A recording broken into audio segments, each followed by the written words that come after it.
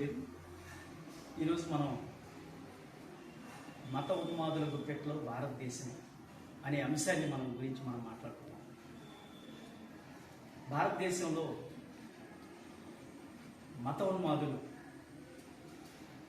హైందవ మతంలో కానీ, ఇస్లాం మతంలో కానీ, క్రిస్టియన్ మతంలో కానీ కొంతమంది స్వార్థపరులు, మత ఉన్మాదులు ఈరోజు భారతదేశంలో విచ్ఛిన్నకరమైనటువంటి శక్తులుగా మారినటువంటి సమయాన్ని మనం చూస్తూ ఉన్నాం. గతంలో వలసవాదులు, బ్రిటిష్ వారు వచ్చి మన భారతదేశాన్ని పరిపాలన చేసిన కాలంలో భారతదేశాన్ని మేము అభివృద్ధి చేసుకుంటాం, భారతదేశంలో మీరు మీ అధికారాన్ని ఇక్కడ కొనసాగడానికి వీల్లేదని చెప్పేసి అనేక మంది పెద్దలు పోరాటం చేసి ఈ భారతదేశానికి స్వాతంత్రం సంపాదించినటువంటి చరిత్ర మనం చదువుకున్నాం. అదే క్రమంలో వారు ఈ దేశాన్ని విడిచిపెట్టి వెళ్ళడం జరిగింది.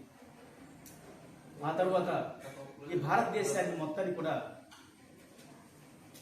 వాళ్ళు తెల్లదొరల చేతుల్లో నుంచి నల్లదొరల చేతుల్లోకి వచ్చినట్టుగా ఇప్పుడు మనం భావించడం జరుగుతుంది.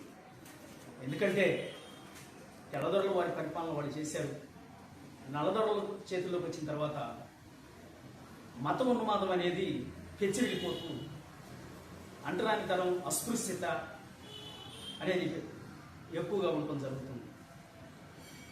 దీనికి ఉదాహరణ ఏంటంటే ప్రతి గ్రామంలో గ్రామ స్థాయి నుంచి పల్లి స్థాయి నుంచి పట్టణ స్థాయి దాకా అనేక విధాలుగా ఈ అంటరానితనం, ఉన్మాదం అనేది తలకెక్కిపోతా ఉంది.